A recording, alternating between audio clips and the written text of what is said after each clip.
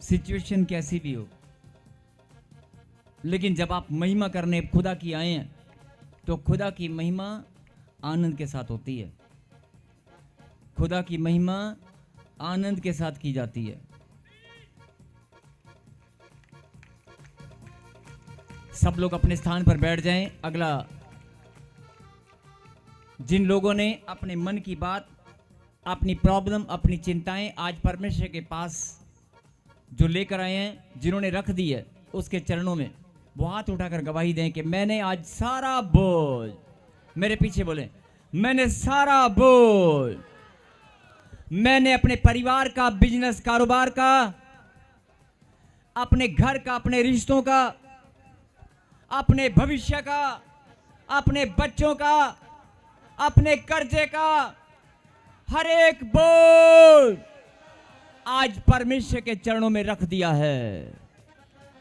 आज से मैं चिंता नहीं करूंगा, क्योंकि मैं जान चुका हूं मेरे खुदा को मेरा ध्यान है। फिर से कहें, मेरे खुदा को मेरा ध्यान है। आज मैं इस बोझ को लेकर नहीं जाऊंगा। आज मैं कोई टेंशन यहां से लेकर नहीं जाऊंगा। आज मैं आनंद को लेकर जाऊंगा, मैं चंगाई को लेकर जाऊंगा, मैं अपनी कामयाबी, अपनी सफलता, अपनी बढ़ोतरी, अपने घर परिवार की खुशियों और आनंद को आज लेकर ही जाऊंगा। बोलो आमीन। जब आप बोलते हैं ना, तो खुदा के दूत इस बात को नोट करते हैं कि कौन आनंद के साथ बोल रहा है, कौन नकली का नाटक कर रहा है। अगर आपने हृदय की, परमेश्वर तो मनों को जांच लेते हैं, लेकिन जब आप बोलते हैं ना, ये आपका बोलना आपके लिए रास्ते खोल देता है। आपका बोलना आपके लिए रास्ते खोल देता है। बोलो आमीन। आइए हम निकालें प्रभु के वचन से। अगला समय प्रभु के वचन को सुनने का है, मनन करने का है। उसने जो शिक्षा भेजी है, जो मन्ना भेजा है, उसे खाने और ग्रहण करने का है। बोलो आमीन। कितने लोग तैयार हैं खुदा के वचन के लिए? एक जोरदार ताली। सुने और समझें। आज सबके लिए, आज सबके लिए आसमान के झरोखे खुल जाएं। आमीन। सबकी झोलियां आशीषों से भरती चली जाएं और बड़े हैरानी के साथ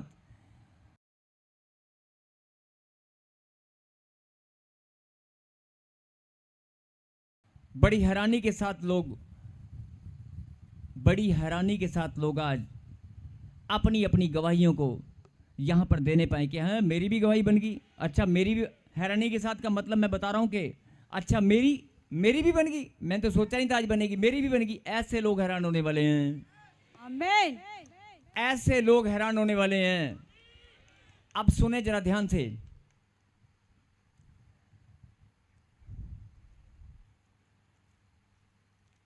एक वचन आप सब ने पढ़ा होगा। भाई आप प्लीज बैठ जाएं।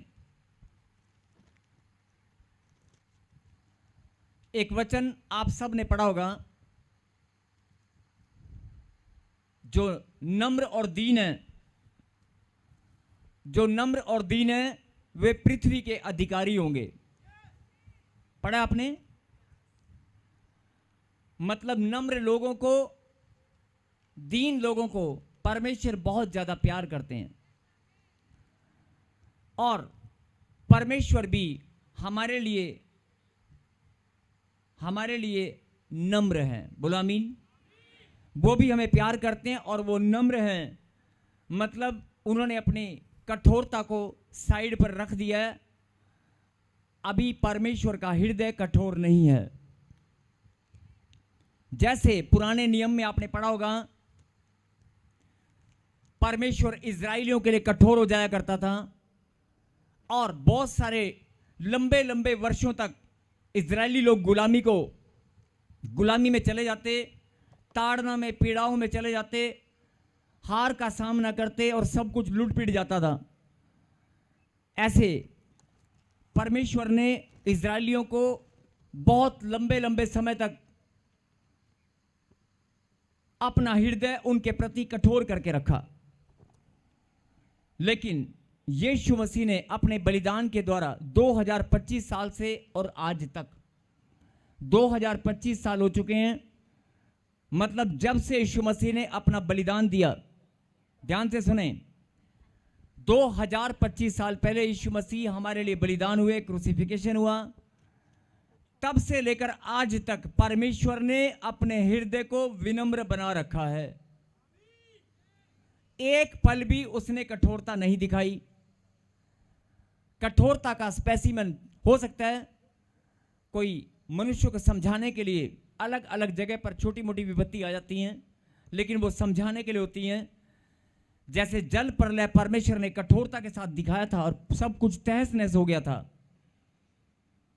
सब कुछ पृथ्वी के पर कुछ नहीं बचा था, लेकिन परमेश्वर ने अपनी कठोरता से अपने प्रेम को हमें दिखाया है और उसने पूरे जगत से प्रेम रखा और अपना इकलौता बलिदान दिया। हम सब इस बात को जानते हैं, कहीं आमीन। लेकिन आपको लगता होगा कि मैं 2025 साल की बात कर रहा हूं, कि मैं तो 2025 नहीं, मेरी तो उम्र 45 साल है, मेरी उम्र 10 साल है, मेरी उम्र तो अभी 70 साल है या 40 साल है। जितनी भी उम्र आपकी है,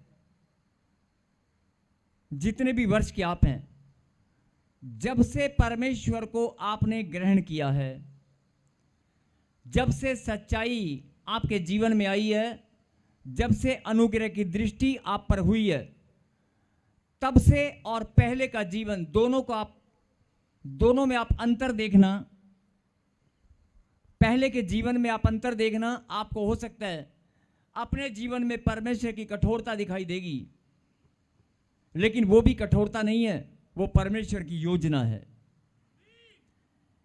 कि जब तक मनुष्य, ये फितरत है मनुष्य की, जब तक वो दुख दर्द और पीड़ाओं में नहीं जाता, जब तक प्रॉब्लम को नहीं सामना करता, तब तक परमेश्वर की ओर नहीं फिरता। इसलिए जो पहले जीवन था उसको आप, जो पहला जीवन था उसको आप परमेश्वर की कठोरता ना समझें, वो परमेश्वर की योजना है।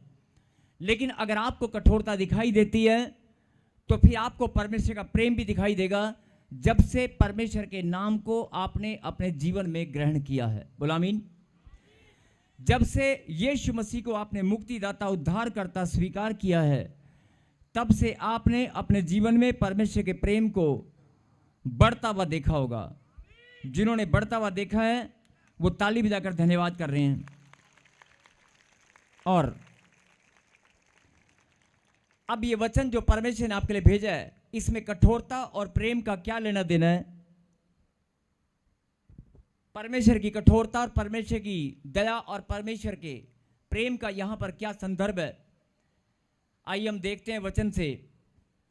और ये वचन आपने बहुत बार पढ़ा होगा, बहुत बार पढ़ा होगा, लेकिन जरा इस वचन पर आज जो परमेश्वर का प्रकाशन है उसे आप ग्रहण करें। पढ़ें लूका की किताब 17वां अध्याय और 11वीं आयत जहां पर लिखी है उसके ऊपर हेडलाइन है। पहले आप हेडलाइन पढ़ें और फिर 11 को, 12 को और 13 को पढ़ना है। 11, 12 और 13। हालेलुया। कोढ़ के 10 रोगियों को चंगा करना। ऐसा हुआ कि वे यरूशलेम जाते हुए सामरिया और गलील के बीच से होकर जा रहा था। किसी गांव में प्रवेश करते समय उसे 10 कोढ़ी मिले। उन्होंने दूर खड़े होकर ऊंचे शब्द से कहा, हे यीशु, हे स्वामी, हम पर दया कर। कहीं हालेलुया। हालेलुया। मैंने कहा कि बहुत बार आपने इस वचन को पढ़ा होगा। लिखा है कोढ़ के 10 रोगियों को चंगा करना। कोढ़ के 10 रोगियों को चंगा करना। ऐसा हुआ कि वह यरूशलेम जाते हुए सामरिया और गलील के बीच में से होकर जा रहा था। जाना उसने यरूशलेम था, लेकिन कोई नगर के नाम यहां पर लिखे हैं।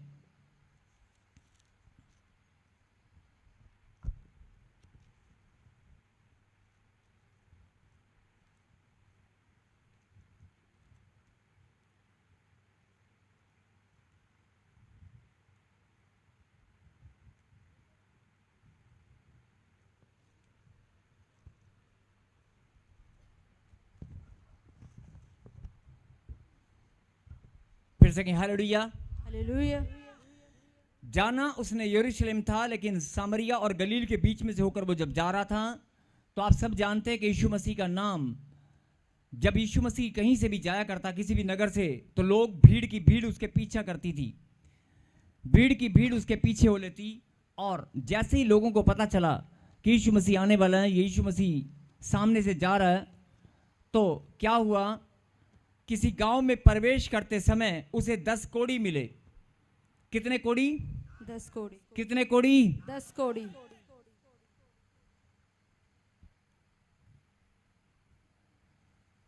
10 कोड़ी मिले। और उन्होंने दूर खड़े होकर ऊंचे शब्द से कहा, उन्होंने मतलब कोड़ियों ने, उन्होंने दूर खड़े होकर ऊंचे शब्द से कहा। अब दूर खड़े होकर ऊंचे शब्द से क्यों कहा? क्योंकि जैसे कोरोना आया था और कोरोना के समय बीमार व्यक्ति को क्वारंटाइन किया जाता था 14 दिन के लिए या 21 दिन के लिए, अलग से उसको बंद कर देते थे।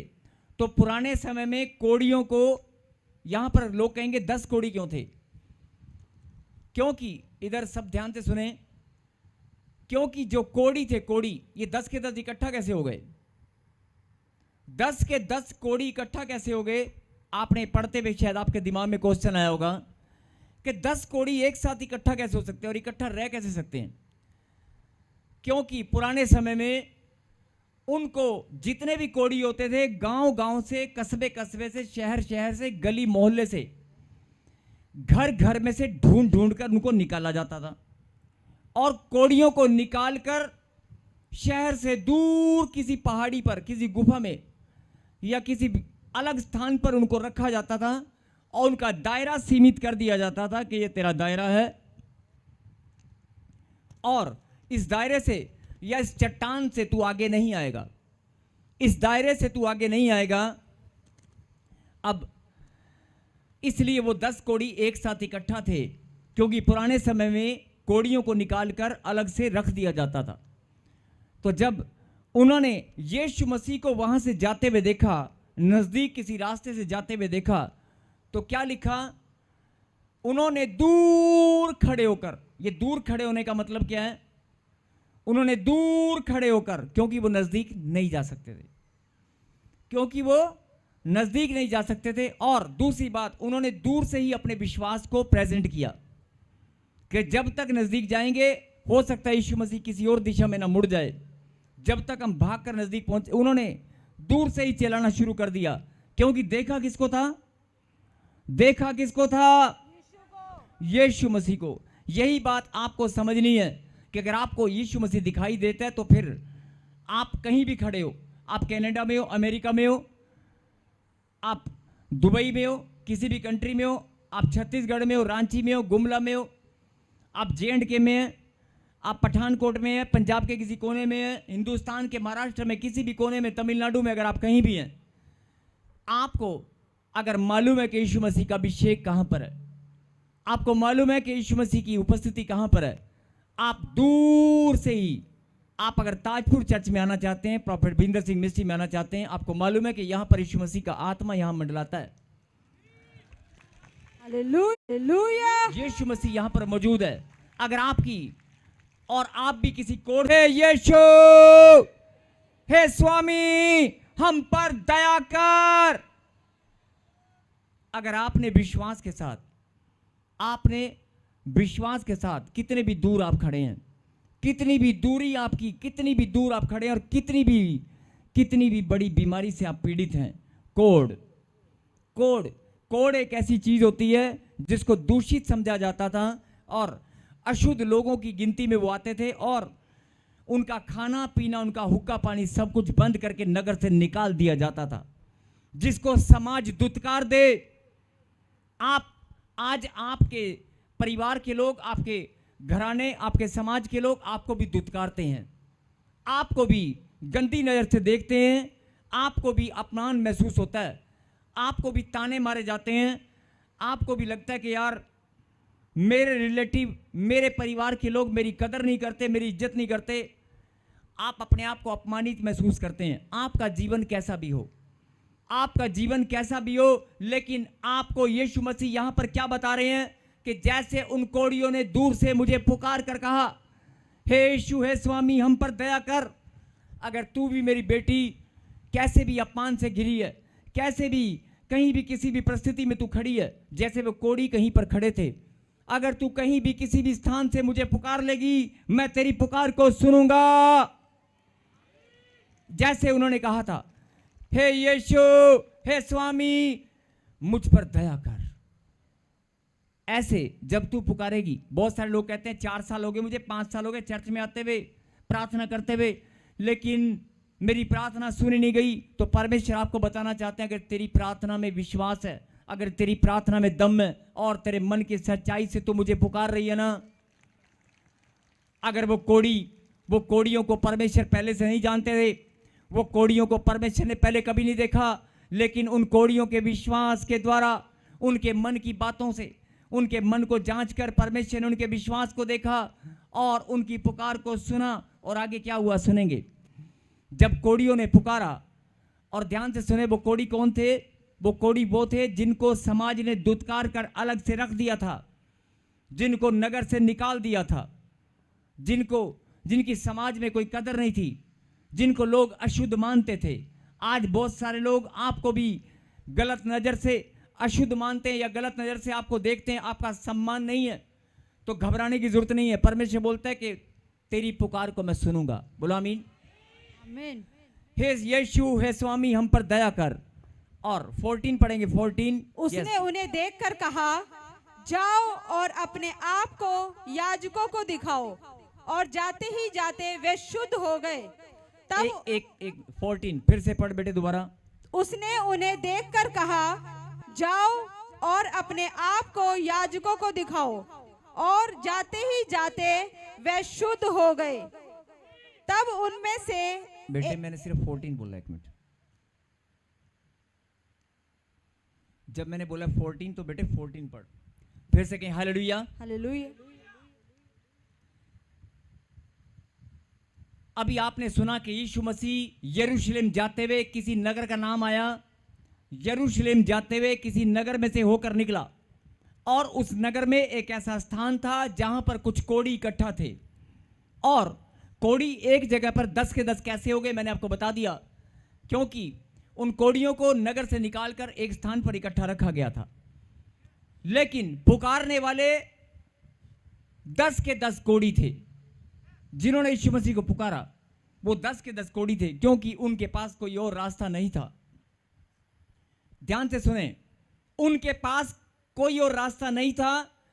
जब कोढ़ियों को नगर से निकालकर एक स्थान पर बिठा दें कि भाई ये तेरा दायरा है, ये तेरी सीमा है, और इससे बाहर तू नहीं जाएगा, और अगर इससे बाहर तू जाएगा तुझे मार दिया जाएगा। ऐसे ऐसे दंड पहले मिला करते थे, हम सब जानते हैं। बड़े ध्यान से सुनने की बात है।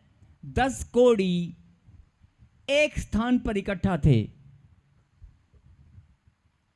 अगर एक स्थान पर 10 कोढ़ी इकट्ठा थे और उनको निकालकर एक जगह पर रखा गया होगा,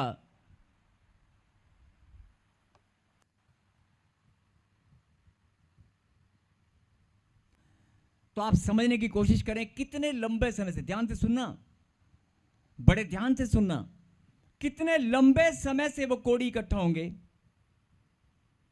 और जब कोई बात आपको समझ में आए और अच्छी लगे और आपको लगे कि ये बात मेरे लिए है, तब ताली जरूर बजाना। अभी नहीं, अभी रुको। तब आप ताली बजाना, तब परमेश्वर भी देखेंगे और मैं भी देख रहा हूं, बहुत सारे लोग देखेंगे किसको क्या समझ में आता है।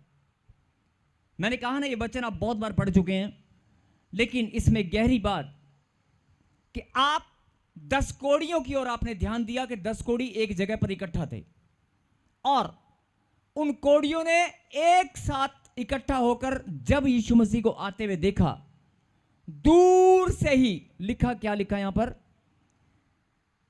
किसी गांव में प्रवेश करते समय उसे 10 कोढ़ी मिले और उन्होंने दूर खड़े होकर उसे ऊंचे शब्द से कहा, दूर खड़े होकर यीशु मसीह से ऊंचे शब्द से क्या कहा, हे यीशु, हे स्वामी, हम पर दया कर। यहां तक समझ में आ गया? अब आगे सुने।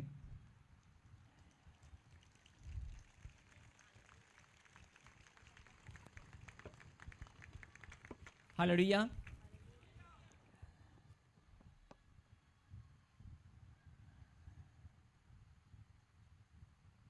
उन्होंने उन्हें देखकर कहा, यीशु मसीह ने क्या कहा? जाओ और अपने आप को याजकों को दिखाओ। जाओ अपने आप को अपने याजकों को दिखाओ। लेकिन इससे पहले एक और गहरी बात समझने की है। उन्होंने पुकारा, यीशु मसीह ने उत्तर दिया। लेकिन यीशु मसीह के उत्तर देने से पहले, उनके पुकारने से पहले आपने एक बात पर ध्यान दिया। यीशु मसीह को देखकर 10 कोढ़ियों ने पुकारा, यीशु मसीह हम पर दया कर। लेकिन आपने एक बात को नोट नहीं किया होगा कि कोढ़ियों को जब नगर से निकालकर अलग रखा जाता था, क्या मालूम वो 6 महीने से, 3 महीने से, 1 साल से, 2 साल से, क्या मालूम वो कितने लंबे समय से वहां पर इकट्ठा थे? क्या मालूम वो कितने समय से वहां पर इकट्ठा थे? लेकिन और वो यीशु के पास जाने का रास्ता नहीं जानते थे कि यीशु मिलेगा कहां। वो नहीं जानते थे कि यीशु कहां रहता है, कहां से आता है, कहां को जाता है, वो नहीं जानते थे। और वो सिर्फ जानते थे कि यीशु मसीह चंगाई करता है। लेकिन क्या हुआ? वो रास्ता नहीं जानते थे। लेकिन हो सकता है वो टूटकर, जब कोई कोड़ में चला जाता है, जब कोई बीमारी में चला जाता है, जब कोई परेशानी में चला जाता है, तो वो टूटकर, अंदर से टूटकर रोने लगता है। हो सकता है वो कोड़ी भी बहुत रोए होंगे। उनका रोना या उनकी प्रार्थनाओं को परमेश्वर ने दूर से ही सुना होगा। और जो मार्ग, जो रास्ता वो नहीं जानते थे, ध्यान से सुने, जो रास्ता वो नहीं जानते थे कि यीशु मसीह के पास जाना कहां से है, कौन सा रास्ता यीशु के पास जाएगा, वो नहीं जानते थे। लेकिन उनके मन को जांच कर परमेश्वर ने खुद ही रास्ता बना दिया। हालेलुया। उनके मनों को जांच कर कि 10 कोढ़ी कहीं ना कहीं परेशान है, किसी गांव में, किसी नगर में, अरे कहीं कोढ़ी रो रो कर प्रार्थना कर रहे हैं। उनकी प्रार्थनाओं को परमेश्वर ने दूर से जांचा होगा। उनके मनों को, उनके रोनों को, उनके रोने को परमेश्वर ने जांचा होगा। वो रास्ता नहीं जानते थे। लेकिन यहां पर बड़े ध्यान से समझने की बात क्या है? वो रास्ता नहीं जानते थे, लेकिन परमेश्वर जानता था कि किस रास्ते पर, किस चट्टान के पास, किस गुफा में, किस जंगल में वो बैठे हैं। परमेश्वर ने खुद ही रास्ता बना दिया उनके उद्धार का, उनकी चंगाई का। हालेलुया। क्या आपको ये बात समझ में आई? ये बड़ी सुंदर बात है, बड़ी आनंद की बात है। आपने शायद इस बात पर ध्यान नहीं दिया होगा। कोढ़ियों ने पुकारा, यीशु मसीह ने उत्तर दिया। लेकिन यीशु मसीह के उत्तर देने से पहले, कोढ़ियों के पुकारने से पहले, आपने इस बात पर ध्यान नहीं दिया कि यीशु मसीह ने उन कोढ़ियों के लिए खुद ही मार्ग बना दिया। वो खुद ही चल कर आ गया। ऐसे ही लुधियाना में कौन से गली में, कौन से मोहल्ले में तू बैठी है, अरे किस नगर में, किस गांव में, किस कमरे में बैठकर तू रो रही है, यीशु मसीह तेरे घर का रास्ता भी जानता है। वो तेरे घर पर आकर तेरी प्रार्थना को सुनेगा, तेरे पुकार को सुनेगा, तुझे भी उत्तर देकर ही जाएगा। आमीन। अपने विश्वास को अगर तू जानती है तो परमेश्वर की प्रार्थना का उत्तर भी तू जानती है। Yes, hallelujah. अगर तेरे अंदर विश्वास है तो समझ जा इस बात को। मैंने कहा था जब कोई बात अच्छी लगे तो ताली बजा देना। बहुत सारे लोग लंबे लंबे समय से कोड़ में पड़े हैं। कई लोग कहेंगे हम कहां कोड़ में, अरे बांझपन का कोड़ तुम्हारे घर में घुसा हुआ है, कर्जे का कोड़ तुम्हारे घर में घुसा हुआ है, लड़ाई झगड़े का कोड़ तुम्हारे घर में घुसा हुआ है, अरे बीमारियों का, गुप्त रोग का कोड़, बवासीर का कोड़, लहू बहने का कोड़। अरे कोड़ ने आज अपना अपना रूप बदल लिया है। कोड़ ने, जैसे आज इंसान ने फैशन बदलकर अपना रूप बदल लिया है, लंबे बाल नहीं, लंबे कपड़े, मेकअप कर लेते हैं। ऐसे परमेश्वर बोलता है, सुन मेरी बेटी, सुन मेरे बेटे, शैतान बहुत चालाक है, उसने भी कोड़ का रूप बदल लिया है। कोड लगेगा लेकिन तुझे नजर नहीं आएगा। अगर मैं अभी प्रार्थना करूंगा कि कोई 10 कोड़ी यहां पर हैं तो खड़े हो जाएं, एक भी खड़ा नहीं होगा। उनको लगे तो कोड़ियों की बात हो रही है, मेरी बात थोड़े ना हो रही है। लेकिन कोड़ी हमारे बीच में ही बैठे हैं, और जितने भी कोड़ी यहां पर बैठे हैं, सुन ले, ये परमेश्वर की पुकार है। सुन ले मेरे बेटी, सुन ले मेरे बेटे, तेरे कोड को मैं 10 साल से देखता आ रहा हूं। व्हीलचेयर का कोड, टेंशन का कोड, बेरोजगारी का कोड, असफलता का कोड, जिस काम को हाथ लगाता है फ्लॉपनेस का कोड, तू फ्लॉप हो जाता है। रिश्तों का कोड, तेरे रिश्तों में कोड लगा हुआ है, जहां भी रिश्ता बनता टूट जाता है। जिससे भी तू प्यार करता है लोग तेरा अपमान करते हैं। अरे वो कोड को मैं उखाड़ना चाहता हूं। उस कोड को, जैसे 10 कोड़ियों को मैंने दूर से देखा और मैंने, वो मेरे पास नहीं आ सकते थे, मैंने उनके पास जाने के लिए मार्ग बना दिया। मैंने मार्ग बना दिया। ऐसे मैं तेरे कोड को, आज जितने भी लोग यहां बैठे हैं जो ऑनलाइन सुन रहे हैं, अगर आपको लगता है कि आपके घर में कोड है, अगर आपको लगता है कि आपके जीवन में कोड है, आपके बिजनेस कारोबार में कोई कोड है, चाहे वो कोड किसी भी प्रकार का हो, यीशु मसीह बोल रहा है, सुन ले मेरी बेटी, सुन ले मेरे बेटे, मैंने अपना लहू बहाया है। मैं अपने पवित्र लहू से तेरे कोड को धोकर शुद्ध करना चाहता हूं। आमीन। मैं तेरे कोड को अपने लहू से धोकर शुद्ध कर दूंगा। अरे तू मेरे पास नहीं आ सकती, तू मेरे पास नहीं आ सकता, लेकिन मैं मार्ग बनाना जानता हूं। जहां तेरी फैक्ट्री है, जहां तेरा घर है, जहां तेरी दुकान है, जहां तेरा कारोबार है, जहां तेरे बच्चे जिस धरती पर, जिस विदेश में बैठे हैं, मैं मार्ग बनाना जानता हूं। मैं अपनी सेना को भेजना जानता हूं। आज भी 10 कोड़ी अगर कहीं इकट्ठा हो तो परमेश्वर उनको बोल रहा है, अगर तू भी यहां पर कोड़ी है तो अपने कोड को आज यीशु के लहू से धोकर शुद्ध कर ले। परमेश्वर ने तेरा मार्ग बना दिया है। और सुनेंगे ध्यान से, जब कोड़ियों ने पुकारा, अभी मैंने क्या बताया, यीशु मसीह ने उनकी पुकारने का उत्तर दिया, लेकिन उत्तर देने से पहले, कोड़ियों के पुकारने से पहले, बड़ी सुंदर बात है कि यीशु मसीह ने उनके लिए मार्ग बनाया और उस नगर में से परमेश्वर निकल कर गया। उनके समीप से परमेश्वर निकल कर गया। परमेश्वर ने मार्ग बनाया। हो सकता है वो 4 साल थे, 3 साल थे, 2 साल थे, कितने लंबे समय से वो कोड़ में पड़े थे, लेकिन परमेश्वर ने मार्ग बना दिया। जो लोग विश्वास कर रहे हैं उनके लिए भविष्यवाणी है कि आपके लिए भी परमेश्वर ने मार्ग बना दिया है। आमीन। आप भी गवाही के साथ खड़े होने वाले हैं। आमीन। आगे सुने, यीशु, हे स्वामी हम पर दया कर, उसने उन्हें देखकर कहा, जाओ। ध्यान से सुनना,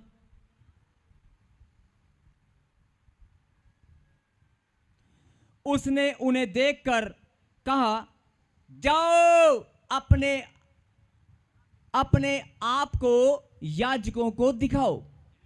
क्या बोला? अपने आप को याजकों को दिखाओ। मतलब जो तुम्हारे पास्टर हैं, जो तुम्हारे अगुवे हैं, जो तुम्हारे टीचर हैं, शिक्षा देने वाले हैं, जाओ उनके पास जाकर चेक कराओ, तुम्हारी गवाहियां बन गई हैं। और सबने विश्वास किया। और क्या लिखा? ध्यान से सुनना, क्या लिखा? जाओ अपने आप को याजकों को दिखाओ, और जाते ही जाते वे शुद्ध हो गए। मेरे पीछे बोलो, और जाते ही जाते वे शुद्ध हो गए। वे शुद्ध हो गए। बोलो आमीन। आमीन। अगर आप भी विश्वास करोगे, प्रभु ने क्या कहा? जाओ अपने आप को याजकों को दिखाओ। अब यहां पर याजकों को दिखाने की बात क्या है? कि जो जो तुम्हारे पास्टर हैं उनके पास दौड़कर चले जाओ। लेकिन मैं ये बात नहीं बोल रहा हूं, यीशु मसीह ने बोली थी, गलत मत समझ लेना। कहने जाओ अपने आप को याजकों को दिखाओ, तुम्हारा कोड उतर गया है। कर्जे का कोड, बांझपन का कोड, स्किन की एलर्जी, गांठ गिल्टियां, पथरियां, सोलियां, तुम्हारी सब कोड, बेरोजगारी, लड़ाई झगड़ा, फ्लॉपनेस, हार का कोड, जाओ अपने आप को याजकों को दिखाओ। लेकिन लोग क्या कहते? अच्छा प्रॉफिट जी ने बोला याजकों को दिखाना, चल बेटे अपने घर के पास अपना जो नहीं, मैं नहीं बोल रहा हूं, यीशु मसीह ने बोला था अपने आप को याजकों को दिखाओ। अब आपका याजक कहां है? आपका याजक यहीं पर है। हालेलुया। आपका याजक यहीं पर है, और अगर आपका याजक यहीं पर है तो प्रभु ने कहा जाओ अपने याजकों को दिखाओ। मतलब जैसे यीशु मसीह ने मुंह से वचन निकाला, यीशु मसीह ने प्रार्थना नहीं किया, यीशु मसीह ने हाथ नहीं लगाया, यीशु मसीह ने कोई तेल लगाकर प्रार्थना नहीं किया, केवल मुंह से वचन को निकाला।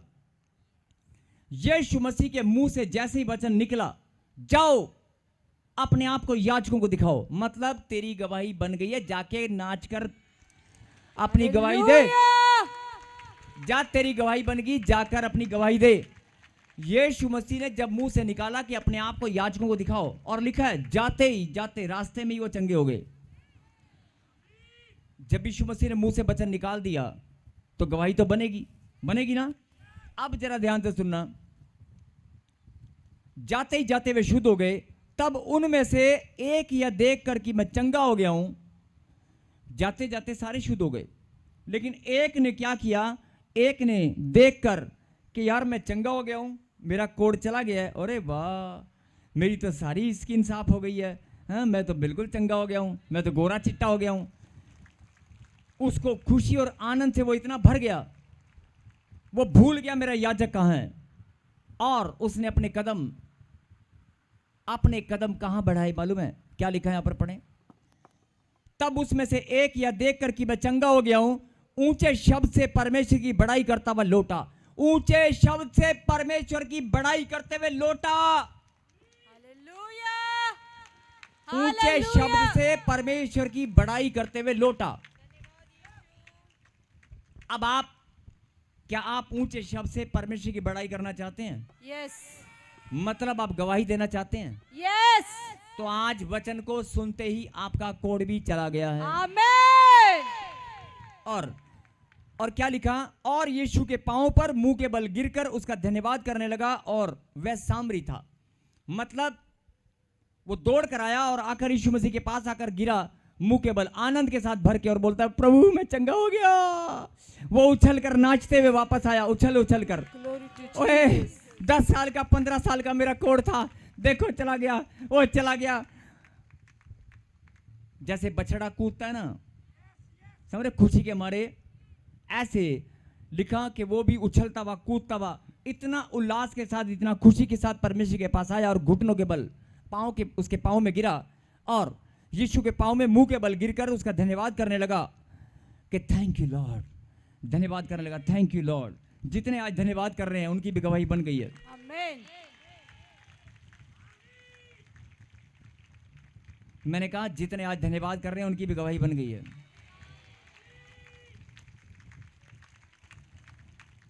तब यीशु मसीह ने क्या कहा, सुनो ध्यान से। तब यीशु मसीह ने क्या कहा, क्या 10 को 17वां पढ़ेंगे। इस पर यीशु ने क्या कहा, इस पर यीशु ने कहा, क्या 10 शुद्ध न हुए तो फिर वे 9 कहाँ है? बोलो हालेलुया। हालेलुया। अरे मैंने चंगाई तो मैंने 10 के लिए, 10 के 10 हो गए थे, लिखा जाते जाते शुद्ध हो गए। और ध्यान से सुनना, जाते जाते शुद्ध हो गए, और 10 के 10 शुद्ध हो गए। और परमेश्वर ने मार्ग किसी एक के लिए नहीं, 10 के 10 के लिए निकाला था। 10 के 10 के लिए भविष्यवाणी किया कि जाओ अपने याजकों को दिखाओ, और लिखा 10 के 10 शुद्ध हो गए, वे जाते जाते शुद्ध हो गए। ये नहीं लिखा कि एक शुद्ध हो गया, सारे शुद्ध हो गए। अब यहां पर लेकिन लौट कर कौन आया? एक आया, लौट कर एक आया, और यहां पर लिखा वह सामरी था। इस पर यीशु ने क्या कहा, क्या 10 के 10 शुद्ध ना हुए थे तो फिर वो 9 कहां है? और बहुत बार आपने पढ़ा होगा लेकिन समझ में नहीं आया होगा, नहीं समझ में आया ना। क्या इस परदेशी को छोड़ कोई और ना निकला जो परमेश्वर की बड़ाई करता? बोला हालेलुया। हालेलुया। यीशु मसीह ने कहा कि तेरे सिवाय बाकी 9 कहां गए? अरे चंगाई तो 10 को मिली, 10 के 10 चंगे हुए, लेकिन तू दौड़कर वापिस आया, बाकी 9 कहां गए? बाकी 9 कहां गए? आपने पढ़ा होगा, अभी मैं पढ़कर बता रहा हूं कि यीशु मसीह ने खुद कहा, देखो किसी और ने नहीं, जरा ध्यान से सुनना, यीशु मसीह ने खुद कहा, अरे बाकी 9 कहां हैं? अरे एक तो मेरे पास आ गया गवाही देने, मेरे बेटे की शादी हो गई, लड्डू खा लो जी। सनू काका हो गया जी। बाकी नो कहां है? अब ये नो कौन है? बाकी नो कहां है?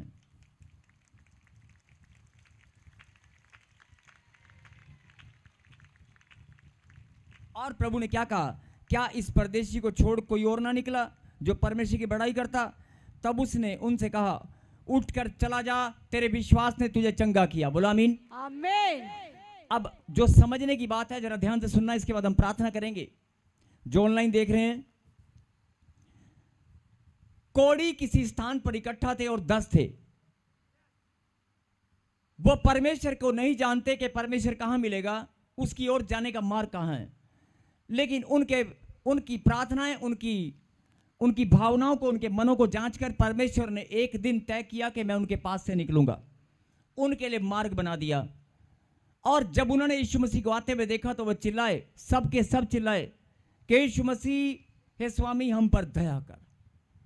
और यीशु मसीह ने कोई प्रार्थना नहीं किया, सिर्फ भविष्यवाणी किया, अपने मुंह से वचन निकाला, जाओ अपने आप को याजकों को दिखाओ। कि जा मतलब, इसका मतलब क्या हुआ? जाकर गवाही दे, जाकर गवाही दे, चंगा हो गया। आमीन। चंगा भी बोला नहीं, सिर्फ बोला गवाही दे, जा अपने याजकों को दिखा। और सब लोग दौड़ते हुए जब जा रहे थे तो जाते जाते शुद्ध हो गए, जाते जाते, लेकिन जाते जाते शुद्ध हो गए।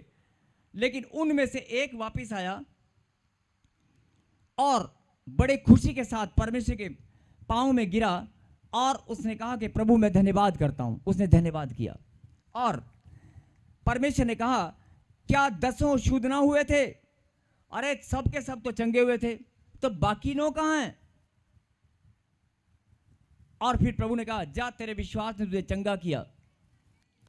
और वो चला गया।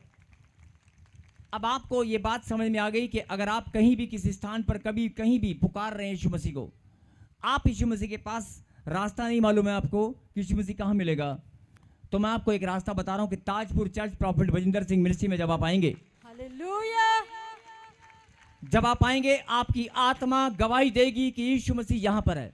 आमीन। जब आप यहां पर आएंगे या आप ऑनलाइन सुनेंगे, आप नहीं आ सकते तो आपकी आत्मा, आपको पता चलेगा कि यीशु मसीह आपसे बात कर रहा है। और अगर फिर भी आप कहीं भी किसी स्थान पर बैठे हैं, आपको नहीं मालूम यीशु मसीह कहां मिलेगा, तो वचन, इस बात को अपने दिल में आज ग्रहण करें कि परमेश्वर मेरे लिए मार्ग बनाना जानता है। जैसे उन कोढ़ियों पर प्रभु ने दया की और फिर उन्होंने कहा कि परमेश्वर हम पर दया कर, हे स्वामी, हे यीशु हम पर दया कर। जब वो 10 के 10 चिल्लाए तो प्रभु ने क्या कहा? जाओ अपने याजकों को दिखाओ। इसका क्या मतलब है? इसका मतलब है जाकर अपनी गवाही दो। और आज बहुत सारे लोग चंगाई को पाते हैं, बहुत सारे लोग हीलिंग करते हैं, हीलिंग होती है, चंगाई होती है, मानसिक, आत्मिक, शारीरिक, हर प्रकार की चंगाई होती है। आपकी चंगाई हर रोज परमेश्वर करते हैं। लेकिन प्रभु ने कहा जाओ अपने याजकों को दिखाओ। लेकिन जब आप गवाही नहीं दोगे, जब आप आकर गवाही नहीं दोगे, परमेश्वर की बड़ाई नहीं करोगे, हो सकता है शैतान आपको फिर से पकड़ ले, हो सकता है फिर से आपके जीवन में निराशा आए। इसीलिए परमेश्वर ने आपको शिक्षा दी है, परमेश्वर ने आपको यहां पर शिक्षा दी है कि जाओ अपने याजकों को दिखाओ। मतलब छोटी हो बड़ी हो, अरे कैसी भी बात हो, जब भी आपको लगे कि परमेश्वर ने मेरे जीवन में आश्चर्य किया है, परमेश्वर ने मेरे लिए मार्ग निकाला है, परमेश्वर ने मेरे लिए रास्ता बना दिया है, परमेश्वर ने मेरे लिए अरे कोई रास्ता खोल दिया है, जब भी आपकी आत्मा आनंद से भरकर प्रभु को महिमा दे, तुरंत आकर गवाही दें। ये मैं नहीं बोल रहा हूं, ये परमेश्वर ने कहा कि जाओ अपने याजकों को दिखाओ। तो आज से शिक्षा को ग्रहण करें कि आपकी गवाहियां अगर नहीं बन रही हैं तो आप याद करें कि जब गवाही बनी थी तो आप गवाही दे नहीं पाए। जब आपका मन आनंदित हुआ, जब आपके जीवन में कोई छोटा बड़ा कोई भी काम हुआ, आपने कहा कि एक गवाही के साथ और एक दूंगी। आप गवाहियां देने से चूक जाते हैं। गवाहियां देना मतलब परमेश्वर की बड़ाई और प्रशंसा करना। आप दिन रात ध्यान से सुने, पहले अपनी आंखों को बंद करें और पवित्र आत्मा आपको बताना चाहता है कि 10 में से एक भाई गवाही देने आया तो 9 कहां गए। अपनी आंखों को बंद करें और प्रभु को धन्यवाद करें कि परमेश्वर आज वचन को सुनते ही मेरे लिए भी मार्ग बन गया है। आमीन। और जो आपकी आवाज है वो मैंने सुन ली है कि जाओ अपने याजकों को दिखाओ। मैं भी आज से अपने याजकों को दिखाया करूंगी अपने कोढ़ को कि वो चला गया है, अपनी बीमारियों को, अपनी प्रॉब्लम को, अपनी समस्याओं को कि वो गायब हो चुकी हैं। आमीन। मैं भी अपने याजकों को जाकर दिखाऊंगा, मैं भी गवाही दूंगा। जब आप ऐसे प्रार्थना करें, अभी आंख बंद करें, अपनी आंखों को बंद करें और ध्यान से सुने। जब आप एक मन होकर प्रार्थना करते हैं ना तो आसमान के झरोखे स्वर खुल जाता है आपके लिए। आमीन। परमेश्वर का दिल और ज्यादा खुलेगा आपके लिए। आमीन। मैं फिर बोल रहा हूं कि आप प्रार्थना करें कि परमेश्वर, अभी आपको परमेश्वर बताएंगे कि 9 कहां गए। आप प्रार्थना करें, पहले तो धन्यवाद करें। सुने क्या करना है, पहले तो धन्यवाद करें कि परमेश्वर मैं धन्यवाद करता हूं कि मेरे लिए मार्ग निकल चुका है। आज तक मैं सोच रहा था कि रास्ता कहां से बनेगा, मेरा काम कैसे बनेगा, लेकिन आज मैं गवाही देता हूं, आज मैं धन्यवाद करता हूं कि मेरे लिए, मेरे परिवार के लिए, मेरे बिजनेस कारोबार के लिए, मेरे रिश्तों के लिए मार्ग बन चुका है। यीशु मसीह मेरे पास है, वो मार्ग बनाने वाला है। और फिर आप प्रार्थना करें कि परमेश्वर मैंने तेरी आवाज को सुन लिया है, मैंने तेरी आवाज को सुन लिया है, मैं तेरे वचन पर भरोसा करता हूं। तूने कहा जाओ अपने याजकों को दिखाओ, अपनी गवाही दो। आप आंख बंद करें और आप आंख बंद करें और प्रभु से कहें कि प्रभु आज तक मैं जो अविश्वास के साथ प्रार्थना करता आया हूं कि मेरा मार्ग कब बनेगा, रिश्ते कब होंगे, ब्याह कब होगा, शादी कब होगी, मकान कब बनेगा, मेरा बच्चा कब होगा, मेरा चेक कब मिलेगा, रुके हुए पैसे कब आएंगे। जब आप ऐसा सोचते हैं तो इसका मतलब आप शंका करते हैं। आज से आप धन्यवाद करना शुरू करें कि परमेश्वर जैसे कोढ़ियों के लिए मार्ग बन गया था, ऐसे मेरे लिए भी आज मार्ग बन चुका है, क्योंकि मैं यीशु को जानता हूं, वो मेरे लिए मार्ग बनाने वाला है। और दूसरी बात कि प्रभु मैं धन्यवाद करता हूं, मैंने आपकी वचन की गहरी बात को समझ लिया है, मैंने आपकी आवाज को सुनकर समझ लिया है। मैं अपने आप को, अपनी प्रॉब्लम को, अपनी समस्याओं को जाकर याजकों को दिखाऊंगा कि मेरा जीवन बदल गया है। ऐसे मन से प्रार्थना करें शांत होकर प्लीज।